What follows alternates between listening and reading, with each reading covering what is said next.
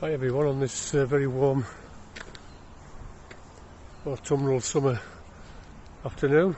It's kind of just picked up a wee bit now. It's been pretty manky most of the day. I'm just about to walk into some sunshine. I just thought I'd come on and just start off a dual video. Myself and Trevor were talking the other day there about the possibility of doing some podcasts around trauma, which is pretty relevant, I think, at the moment to what's going on. People suffering with different kinds of emotional illnesses. So we're going to do it in a particular way where it's not miserable, it's not morose, it's not dwelling on personal issues, just trying to create something that will hopefully help others. Give them some tools to work with to perhaps catch a bit of light at some point when they're sitting in darkness. I'm going to come back. I'm off to get some tests done at the doctor's. Oh god, it's awful to get all these flipping medication cupboards grown, the ailments are grown, but hey, I'm still breathing just. Just one little ditty before I go. I'll come back to the royal issues and the useless Tory government. I tried to ring British Gas earlier for my son, who had a power cut, and what a nightmare trying to get through. I mean, I gave up in the end. 15 minutes I think I was on the line, and not a railway line, by the way. That's far too dangerous. I wouldn't promote that. I actually was trying to get an engineer to come out for him. He was at work, and by the time he got back it was going to be after hours. I got a quote from some agent, £99 for the call out, and then £99 for the engineer to call, and then on top of that obviously the cost of the repair. Crazy. So I just told him to feck off. But anyway, during that particular call duration, I experienced what most other people have experienced, and it really annoys me, and that is the persistent wittering before you can actually get to any options. And then you have all these fecking options that create more options, and then you forget which fecking option it was that you were supposed to press. Then you try to go back and then they cut you off.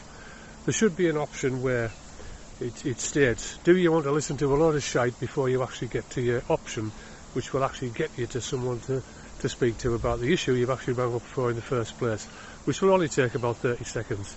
That's the fucking option we need. Anyway, I'm going to come back. I'm off to the docks, 5 to 4. I've had the first lot of tests this morning, which went well, so fingers crossed the second lot will be good. Okay?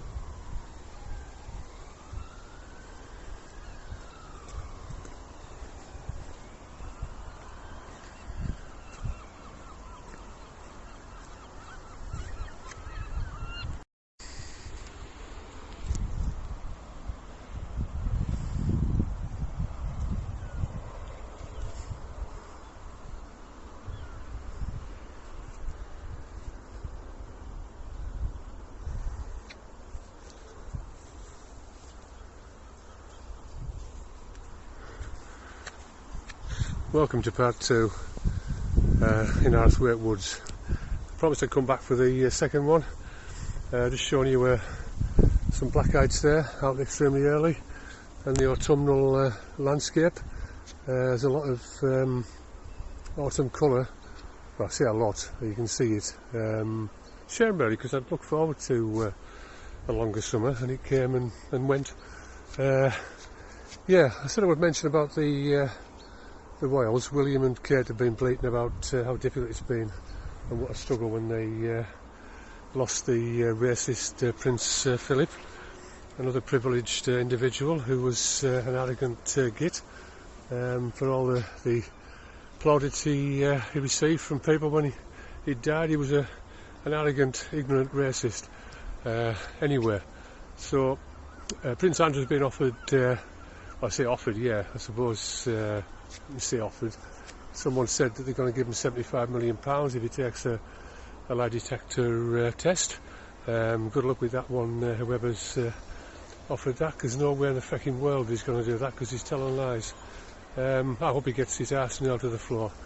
Right, where was it? Oh yeah, William and Kate have been bleating about the loss of Prince Philip and how difficult life's been, etc. With all your fucking nannies and your holidays abroad and all these 15 5-star hotels you stop in. You go and visit people and tell them how wonderful things are, then feck off and stop in those 15-star 5-star hotels. You're all taking the piss. And then we've got Prince Harry. Just 1 second.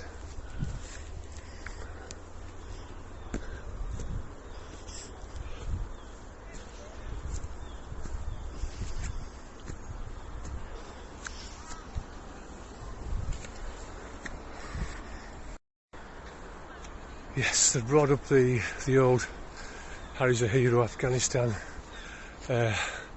issue, and we all know, including real soldiers who actually were on the front line and did actually fly Apache helicopters and fought the Taliban, etc, etc. Prince Harry running around with a revolver, running out of a tent, stage managed, in a fucking Apache helicopter, which he hadn't had enough training, and it's quite clear, or should be quite clear to everybody, that you're not allowed to fly an Apache helicopter unless you've had the full complement of training in a number of weeks. So anyway, and now he's put this piece out with Meghan, reaching out to people. This is after his polo match. Played a game of polo, and funnily enough, he scored 2 goals and they won. Oh, it's amazing! What a guy. Anyway, I've just talked to Trent. I mentioned about the podcast that we're going to be doing, and we're looking to touch on individual struggles and how people have got through those struggles, and lived or continue to live a reasonable quality of life. There's going to be a lot of things in it with the street talk there. Yeah, there's going to be a lot of things that we'll be touching on, and we're not going to go too deep. And I mentioned earlier there about we're not going to get into the moroseness of struggle. We're going to look at the positives and how people have got through, and hopefully reach out to other people, as I said earlier. So yeah, I'm looking forward to that. And Trey's going to post a short intro-ish around that, and check it out anyway. She's putting it on tomorrow. I was checking for my mates, the squirrels are not around again. Where have you gone, squirrels? Such a shame. Anyway, I'm quite sure if I mentioned about the doctors. Yeah, I think it's cervical spondylitis, which is a chronic neck condition, which I kind of knew anyway before I went, but I just thought I'd check it out. And just got the numbers in my hands again there. You get a lot of neurological problems, calcification on the spine, and the cervical spine, and it touches on nerves and causes all kinds of weird things. Oh,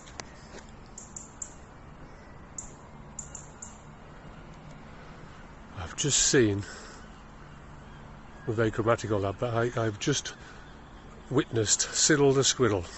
I've just named him now.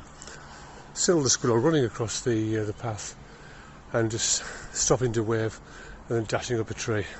Fantastic. Thank God they're safe and back. Anyway, I'm witching again, so I'm going to wish you farewell and sorry, au revoir, and please stay safe. We're still in this thing, and hopefully we'll get through it, but not with the help of the lying Tory bastards. That's another story. Okay, that's a wrap from me and the squirrel, Cyril the squirrel.